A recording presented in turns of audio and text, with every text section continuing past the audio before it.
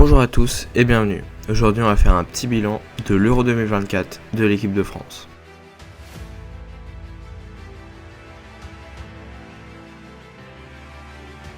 Et donc on peut commencer par dire que cet Euro a été à la fois une réussite et un échec. Certes, on atteint les demi-finales, ce qui est quand même une très bonne performance. Un top 4 européen, ça reste très correct.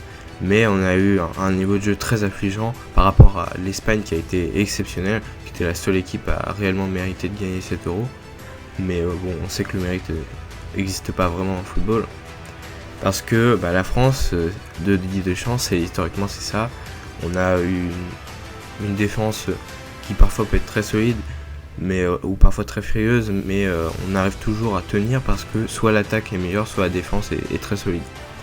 Là, l'attaque a été très mauvaise et la défense très bonne, donc c'est déjà un motif de satisfaction la défense. Par contre, l'attaque ça a été catastrophique. Or, on sait très bien que c'est pas les hommes qui ont posé problème, puisque ce sont des joueurs qui ont déjà prouvé leur valeur. Kylian Mbappé, c'est clairement l'un des meilleurs joueurs de ces dernières années du football mondial carrément. Il y a certaines années, il aurait pu jouer le titre de meilleur joueur de Ballon d'Or. Donc on sait très bien que c'est pas le premier niveau de jeu. Alors il y a certainement plusieurs facteurs à ça, mais il y a peut-être la fatigue, mais bon, on sait que toutes les équipes la subissent. Il peut également y avoir un système de jeu qui convient pas. C'est possible qu'il n'ait convenu ni à Kylian Mbappé ni à Antoine Griezmann, qui lui a fait un très mauvais Euro. Mais on peut pas dire que Marcus Thuram, Randal Kolo Muani ait fait de très bons Euros. En revanche, à Ousmane Dembélé et Bradley Barcola, ça a été un petit peu mieux. Ils ont proposé des choses, mais ça a été assez... Bradley Barcola, ça a été assez peu mis en avant par Didier Deschamps, puisqu'il a fait entrer que 2 fois, il me semble, ou 3 fois. Et à chaque fois, ça a été très bien, mais justement, ça n'a pas duré longtemps, donc c'était pas terrible. Il n'a pas eu le temps de marquer ou de faire des passes décisives, quoique ça a été vraiment intéressant. Dembélé, quand il entre contre le Portugal, il devient homme du match alors qu'il est rentré. C'est quand même exceptionnel, il a changé le cours du jeu, mais c'est pas suffisant pour marquer. Et bizarrement, quand Kylian Mbappé a semblé un tout petit peu mieux, au début de match contre l'Espagne, avant de s'éteindre totalement, il a fait une passe pour Randal Kolo Muani. Donc peut-être que ce qui n'a pas fonctionné, c'est l'ensemble, et c'est le fait que l'un des joueurs soit pas bon, ça pénalise toute l'équipe, et là Kylian a clairement manqué de justesse dans son jeu sur tout l'Euro. On a un milieu de terrain qui a été bon défensivement pareil, mais offensivement qui a eu pareil du mal à produire, notamment parce que Griezmann au début de l'Euro a été aligné au milieu de terrain, mais s'est progressivement rapproché plutôt de l'attaque, et ça n'a pas fonctionné. D'ailleurs on a bien vu qu'Antoine a été mis sur le banc pour le dernier match contre l'Espagne. Malheureusement ça n'a rien changé qu'il soit pas là, donc on voit bien que c'est peut-être pas le problème d'Antoine Griezmann, bien que son niveau de jeu était affligeant, mais je pense que le problème est plus large, et donc je pense qu'il faut se poser la question si la Fédération Française, la 3F, a bien fait de prolonger Dédé. Alors moi je suis plutôt pour le prolonger, de toute façon il était sous contrat, mais je veux dire de le conserver et de garder sa confiance en lui. Il nous a quand même amené à 2 finales perdues et 1 finale gagnée, 2 Coupes du Monde, donc ça fait un trophée. En plus il y a la Ligue des Nations, même si on s'en fout un petit peu. Il a quand même trouvé des solutions après les périodes difficiles qu'on a connues au début, donc faut pas oublier tout ce qu'il a fait.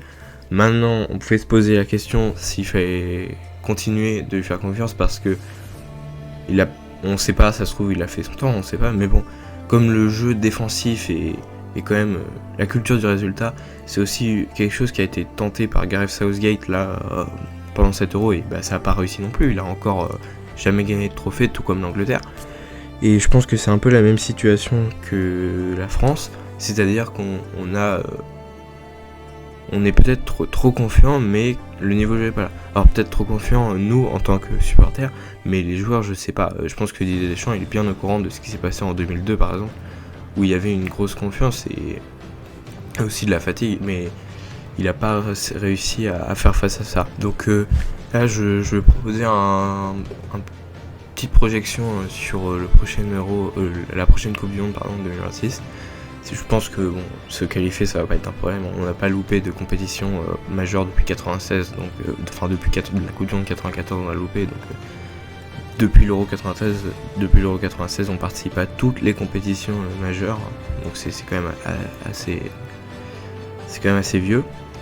D'ailleurs, la plupart du temps, il y a eu une bonne performance, à part peut-être à l'Euro 2008 et à la Coupe du Monde 2010, et peut-être éventuellement à l'Euro 2012 qui ont été vraiment en deçà, et l'Euro 2004 qui est pas terrible, mais globalement, c'est pas une catastrophe. La Coupe du Monde 2002, évidemment, c'est autre chose. Et on sait que depuis que la France a su toujours se qualifier, donc moi je me fais pas de soucis pour la qualification. En plus, la Coupe du Monde passe à 48 équipes, donc ça va être, je pense, beaucoup plus facile de passer les poules de toute façon, surtout avec les meilleurs troisièmes. Ça, c'est une règle que j'ai en horreur comme beaucoup, parce que là, on voit bien qu'il y a des pays qui ne devraient pas passer à l'Euro.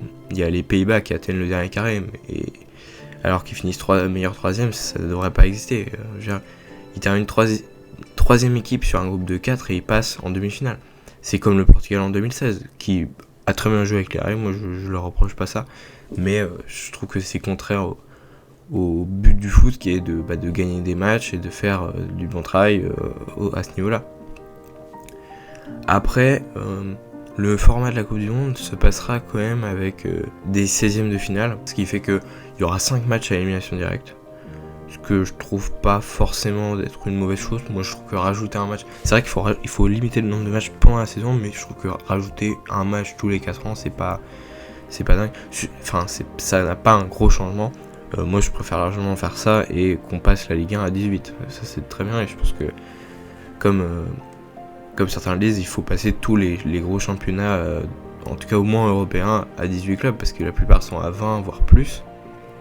Et c'est honnêtement pas possible pour des joueurs de très haut niveau qui jouent la Ligue des Champions, les coupes les coupes internationales avec leur nation. C'est pas possible de jouer 50, 60, 70 matchs par saison. C'est honnêtement intenable, et je sais qu'il y a beaucoup de personnes qui pensent que le footballeur c'est bien payé et que machin, il pourrait faire l'effort de jouer autant de matchs, mais ils ne savent pas ce que c'est. Ce sont pas des surhommes, ils sont peut-être très bien payés, mais ils sont pas au-dessus des autres. Et moi j'ai pas du tout, je pense pas qu'ils soient trop payés, enfin peut-être, mais en tout cas c'est le système qui veut ça. Moi je suis pas contre ça, mais en tout cas il y a un surplus de matchs. Je pense que si on diminue le nombre de matchs, ça augmenterait la qualité de ceci. Là on a bien vu avec 7 euros qui a été vraiment catastrophique au niveau des matchs, en qualité du jeu. Je trouve qu'il y a beaucoup d'équipes qui ont été en deçà, et je pense que la fatigue fait partie du jeu.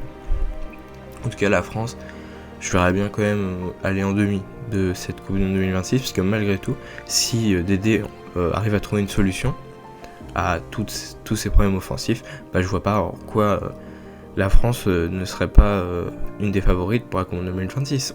Malgré tous les problèmes, on arrive en demi-finale. Donc si on en trouve des solutions, je vois pas pourquoi on pourrait pas aller en demi-finale de la Coupe du Monde. D'autant plus que moi j'ai tendance à dire que la Coupe du Monde, pour un gros pays de foot, c'est quand même assez simple d'accéder au quart, au demi. Et parce qu'il y a beaucoup de nations qui sont quand même assez faibles, des nations notamment asiatiques, nord-américaines, ou ce genre de choses. En réalité, il y a assez peu d'équipes à part européennes et sud-américaines, surtout le Brésil et l'Argentine qui posent problème. On a bien vu que le Brésil c'était compliqué. Donc voilà, j'espère que cette vidéo vous aura plu. Je voulais revenir un petit peu sur cet euro un peu mitigé de l'équipe de France. Je vous dis à bientôt pour une prochaine vidéo. Allez, ciao.